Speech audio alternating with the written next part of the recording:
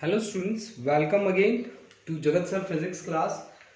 Students, today we have the topic, that topic is slide wire bridge or meter bridge we have. Students, before that we have explained about the Wheatstone bridge and its principle and how we can measure the value of unknown resistance.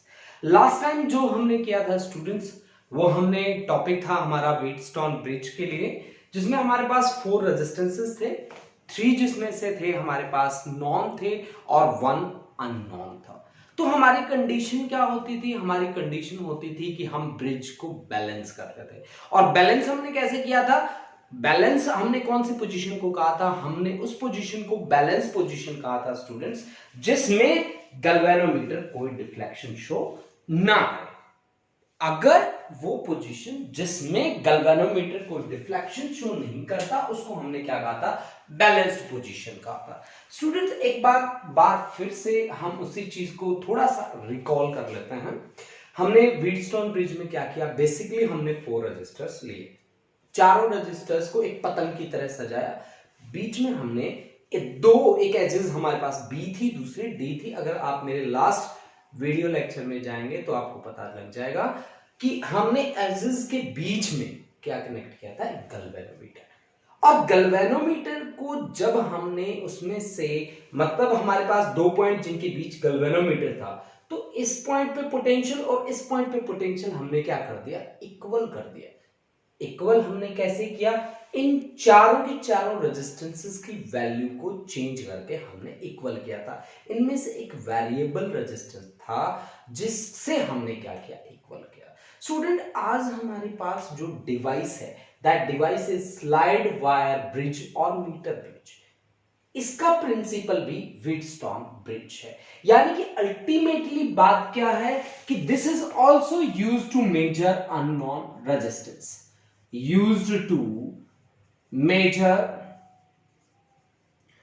unknown resistance,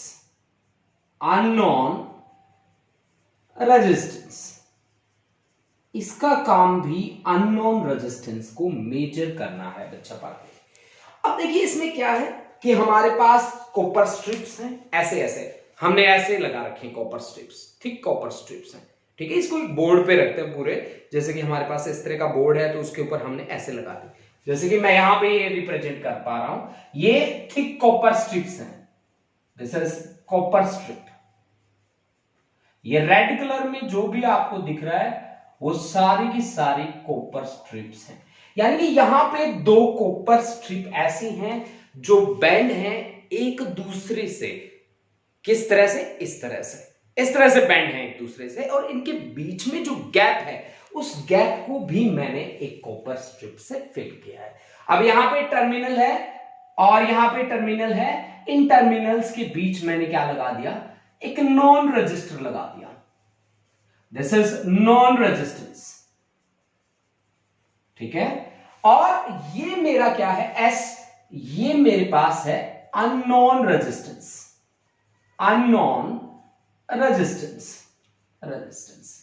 अब इनका जो lower and है उस पे हमने यहां इस terminal को और इस टर्मिनल को एक वायर से जोड़ा है। That wire AC is made up of magnet, ठीक है। ये मेरे पास एसी 1 मीटर का वायर है और यहां मैंने रखा है मीटर स्केल। पूरा जो अरेंजमेंट है स्टूडेंट, ये जो है कॉन्सेप्ट, इसको हम एक्सपेरिमेंटली भी परफॉर्म करते हैं लैब के अंदर। तो पूरा सेटअप इस तरह से बना होता है, वहां कॉपर स्ट्रिप्स ऐसे लगी होंगी, बीच में गैप में एक कॉपर स्ट्रिप लगी होगी, और उन दोनों के बीच, इन कॉपर स्ट्रिप्स के बीच एक मीटर स्केल भी रखा होगा। एक मीटर स्केल भी रखा जाएगा उन कॉपर स्ट्रिप्स के बीच में, ठीक है स्टूडेंट। तो मैंने यहां पे मीटर स्केल रखा है। अब मैंने पिछली बार भी आपको बताया था, इनके बीच में टर्मिनल छोड़ रखा है हमने, दिस इज द टर्मिनल, और इस टर्मिनल को कनेक्ट किया गया है एक गैल्वेनोमीटर से। गैल्वेनोमीटर के बारे में मैंने पहले भी बताया था, ये एक सेंसिटिव डिवाइस है जिसका काम है स्मॉल करंट की प्रेजेंस को डिटेक्ट करना, ठीक है, सेंसिटिव डिवाइस। और ये हमने लगा दिया, इसका मतलब क्या है? ये वायर इसके ऊपर से निकल के आई है, ये इनसे टच नहीं करते, इनके ऊपर से निकल के आई है। और गैल्वेनोमीटर को हमने जोड़ा है जोकी से, दैट जोकी जे इज मूवेबल, इस जोकी को मैं इस वायर ए सी के ऊपर क्या कर सकता हूं, मूव कर सकता हूं। ठीक है स्टूडेंट्स, देखो बच्चों यहां पे हमने एसी जो वायर लिया, आपको दिख रहा होगा एसी जो वायर लिया वो मैग्नीन वायर लिया है। मैग्नीन वायर लेने का सबसे बड़ा रीजन क्या है, इसकी हाई रजिस्टिविटी। इसकी रजिस्टिविटी जो है वो बहुत ही ज्यादा हाई है। और यहां हमने कॉपर स्ट्रिप भी लिए हैं, तो कॉपर के बारे में तो सभी को क्लियर है कि copper is a good conductor of electricity. तो हमने एक को बहुत ही अच्छा कंडक्टर लिया है, दूसरा ऐसा लिया है जिसकी हाई रजिस्टिविटी है। ऐसा हमने क्यों किया है, ऐसा हमने क्यों किया है, ऐसा हमने इसलिए किया है ताकि हम नल पॉइंट को इजीली ऑब्टेन कर सकें, या मैं ये कह सकता हूं कि इसका काम है मिनिमाइज करना percentage error in the value of unknown resistance. ये मिनिमाइज करता है परसेंटेज एरर को in the value of unknown resistance, या ये एक बेटर बैलेंसिंग पॉइंट को ऑब्टेन करने में भी हेल्प करता है। बैलेंसिंग पॉइंट क्या है यहां पे, उस पे भी हम अभी बात करेंगे। या आप ये कहिए कि ये जो गैल्वेनोमीटर है, या आप ये कहिए कि ये हमारा जो वायर बैलेंस होगा उसमें रेगुलरिटी नहीं आने देता ये। ठीक है, यानी कि मीटर ब्रिज की सेंसिटिविटी को बढ़ाने के लिए हमने किसका यूज किया है, यहां पे मैग्नीन और कॉपर स्ट्रिप्स का यूज किया है। अब स्टूडेंट एक बार फिर से आप आइए, जो बातें मैंने बोली है उनको नोट कर लीजिए। ठीक है, अब मैंने क्या कहा कि यहां मिडल में हमने क्या किया है, एक वायर को हमने गैल्वेनोमीटर से कनेक्ट किया, गैल्वेनोमीटर से जोकी that is movable on this wire. ठीक है, अब बैटरी से जैसे ही करंट का फ्लो होना स्टार्ट होता है, जैसे ही करंट कैसे फ्लो करेगा, यहां से ऐसे ऐसे ऐसे ऐसे करंट फ्लो करेगा, ऐसे ऐसे ऐसे ऐसे। अब करंट फ्लो करेगा, ये जो जोकी इस वायर के साथ कनेक्ट है, यानी कि गैल्वेनोमीटर में क्या आएगा, डिफ्लेक्शन आएगा।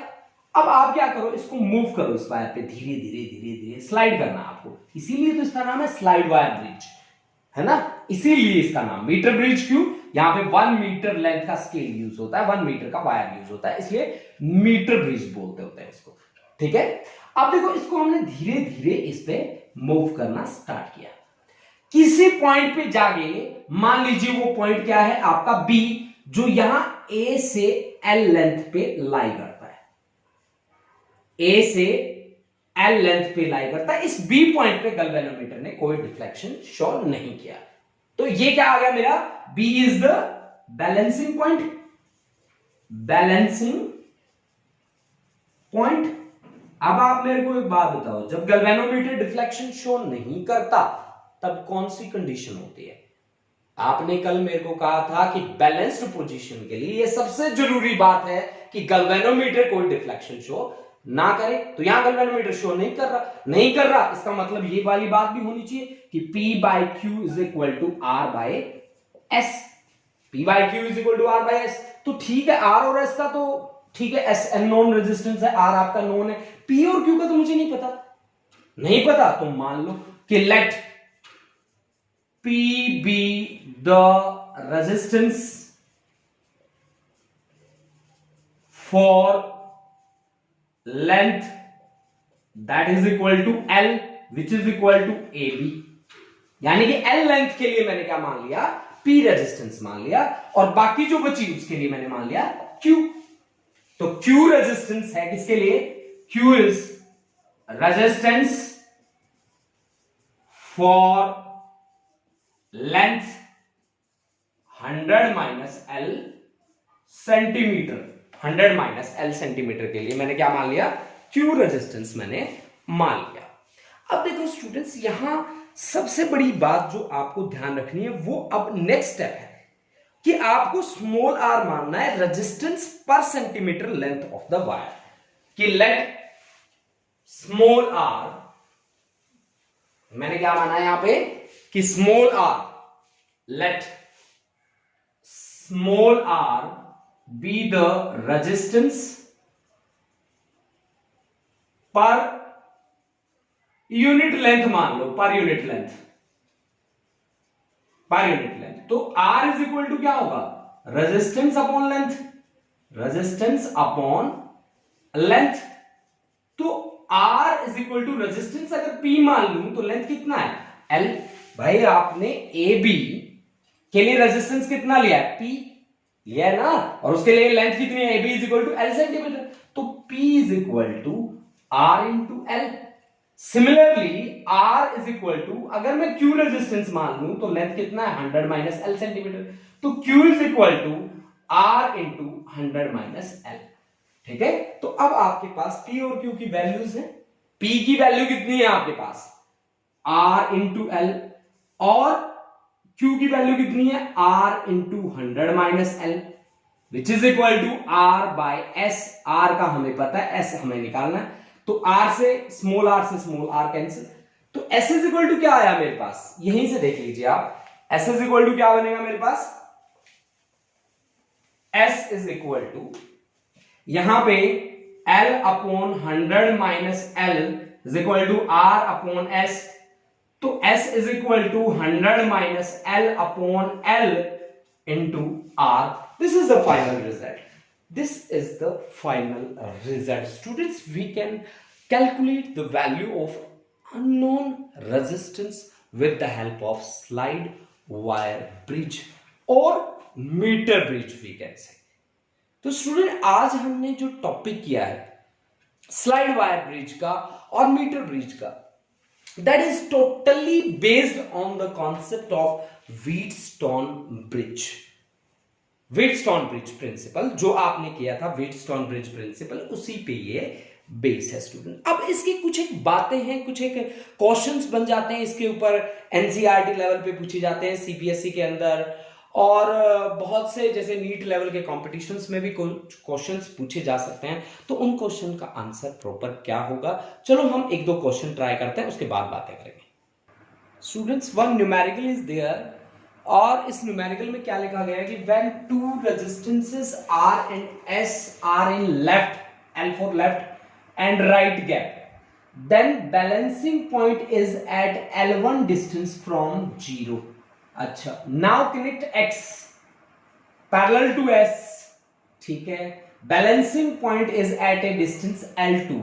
Obtain the formula for X. X के लिए हमें फॉर्मूला निकालना। देखो कैसे काम किया गया है कि आपको पहले वो वाला डायग्राम मैं बना देता हूं। ये थिक कॉपर स्ट्रिप्स हैं आपके पास, यहां गैप में भी एक कॉपर स्ट्रिप लगा रखी है, और ये दूसरी थिक कॉपर स्ट्रिप है। ठीक है, तो इस तरह की हमारे पास कॉपर स्ट्रिप्स हैं, इस तरह की। इन दोनों के बीच में एक वायर है इस तरह का, जिसकी लेंथ है 1 मीटर, जो हमने किया था। अब लेफ्ट गैप में लगा है रेजिस्टेंस R, आपने मुझे बताया है, ये लगा है जी R, और इस गैप में लगा है जी S, ये लगा है आपके पास S। ठीक है जी, और यहां से आपने कनेक्ट कर रखा है किसको, बैटरी जोड़ रखी है आपने, ये लगा दी भाई आपने बैटरी, ये मान लीजिए C पॉइंट, ये मान लीजिए AC। AC is of magnetic wire, आपने अभी भी पढ़ के आए हो आप। ठीक है, और इस गैप के बीच में आपने लगा रखा है क्या, गैल्वेनोमीटर, ऐसे गैल्वेनोमीटर G, और गैल्वेनोमीटर से जुड़ी है क्या, मूवेबल जो कि J है ना। ठीक है, आप इस वायर को AC की जगह मैं AB मान लेता हूं यार। ठीक है, अब आपने क्या कहा कि when two unknown resistance R and S in left and right, left में R, राइट में S, ठीक है, then balancing point is at a distance L1। तो मान लीजिए कि आपके पास AJ is equal to L1 है, तो BJ आपका 100 माइनस L1, ये भी सेंटीमीटर है और ये भी आपका सेंटीमीटर है। ठीक है जी, यहां पे आप रेजिस्टेंस मानते हैं P और यहां पे रेजिस्टेंस मानते हैं Q। P आपने माना AJ के लिए और BJ के लिए आपने माना Q। अब आपको पता है कि P by Q is equal to R by S, यही बात है ना। तो फिर आप मुझे बताइए कि R by S is equal to P की वैल्यू कितनी है, P की वैल्यू भाई आपको रेजिस्टेंस स्मॉल आर लेना होता है, पी की वैल्यू है एल लेंथ के लिए स्मॉल आर इंटू L1 और small are into 100 minus L1, है ना।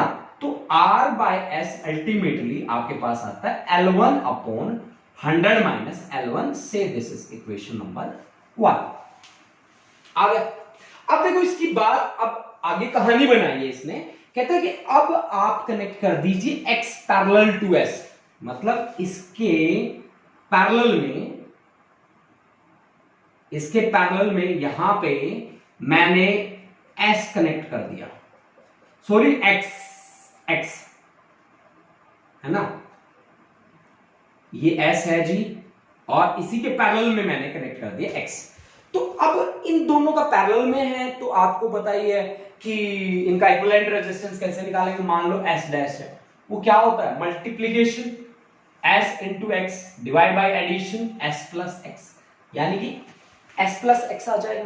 अब ये जो है वो लेंथ क्या आ जाती है, ये लेंथ क्या हो जाता है, balancing point is at a distance L2, यानी कि अब जो है आपके पास balancing distance now AJ is equal to L2, तो BJ is equal to 100 minus L2, ठीक है ना। तो अब आपका R बाय S की जगह पे हो गया S dash, this is equal to L1 की जगह हो गया L2 divide by 100 minus L2, this is equation number second. करो उससे पहले वैल्यू रख लो, ठीक है ना, वैल्यू रख लेते हैं। तो R बाय S डैश की वैल्यू है S into X upon S plus X, this is equal to L2 divide by 100 minus L2, this is equation number second, है ना। ठीक है जी, ठीक है। अब हम क्या करते हैं कि 2 को डिवाइड कर देते हैं किससे, 1 से। 2 को 1 से डिवाइड करते हैं तो R into S plus x divide by S into x, इसको डिवाइड करना है इससे, तो डिवाइड करना है तो R यहां पे आ गया और S यहां पे चला गया, ठीक है, और विच इज इक्वल टू और L2 अपॉन 100 माइनस L2, और यहां आ गया 100 माइनस L1 अपॉन L1, ठीक है ना। अब आप इसको सॉल्व कर लीजिए, S से S कैंसिल हो गया, R से R कैंसिल हो गया, ठीक है। तो अब आपके पास क्या आ गया, क्या आया, S plus X is equal to 100 minus L1 into L2 upon 100 minus L2 और इंटू L1, यानी कि आपका आंसर जो आ रहा है वो आपको जो चाहिए था उसी की टर्म में आ रहा है। हमारा बेसिक फंडा क्या है स्टूडेंट्स, यहां पे मेरा जो बेसिक जो मेरी बात थी वो थी इस पे बेस्ड न्यूमेरिकल के साथ आप कैसे डील करोगे। स्टूडेंट्स अगर आपने यहां इसके कॉन्सेप्ट को ध्यान से पढ़ लिया तो फिर आपको कोई दिक्कत नहीं होने वाली, ठीक है। And I am sure student अगर आपने मेरे साथ साथ ये वीडियो देखी है, कवर करी है, तो आपको इसके फंडे बिल्कुल क्लियर होंगे। अब एक क्वेश्चन बनता है, वो क्वेश्चन क्या है मैं आपको यहां से डायरेक्टली बोल रहा हूं और आप उसको देखते जाए कि can metre bridge be used for finding the resistance of moderate value, high value और लो वैल्यू। सीधी सीधी बात, सीधा आंसर है इसका, मॉडरेट वैल्यू में यूज होता है। क्यों? क्योंकि metre bridge is most sensitive when resistance of four all arms are of same order. It is so for moderate resistance only, यानी कि यहां पे जो चार रेजिस्टेंस हैं वो हमारे P by Q is equal to R by S को फॉलो करना चाहिए, यानी कि यहां पे रेजिस्टेंसेस जो हैं वो मॉडरेट फॉर्म में है, मॉडरेट रेजिस्टेंसेस हैं, ठीक है। ये इनसेंसिटिव हो जाएगा अगर हमने बहुत ज्यादा रेजिस्टेंस या बहुत कम रेजिस्टेंस यूज किया। तो स्टूडेंट ये भी आपके लिए क्वेश्चन बन जाता है, आप इसको भी अच्छे तरीके से प्रिपेयर कर सकते हैं। स्टूडेंट्स एक बार फिर से सुन लीजिए, मैंने क्वेश्चन कहा था can metre bridge be used for finding resistance of moderate value, high value और लो वैल्यू। इस बात को आप एक्सप्लेन करेंगे, एक्सप्लेन आप करेंगे किस बेसिस पे, आप सीधा सा कहेंगे कि यहां पे तो फोर रेजिस्टेंसेस को बैलेंस करने की बात चलती है। अगर बैलेंस करने की बात चलती है ना भाई, तो सीधी सीधी बात है, यहां पे मॉडरेट रेजिस्टेंसेस यूज होंगे। ओके स्टूडेंट्स, आप इसको रीड करें, इन पे प्रॉब्लम्स को सॉल्व करके देखें। अगर कोई डाउट्स आ रहे हैं तो कमेंट सेक्शन में जाके कमेंट कर दें या मेरे व्हाट्सएप नंबर पे मेरे को व्हाट्सएप कर दें। Thank you students, have a nice day.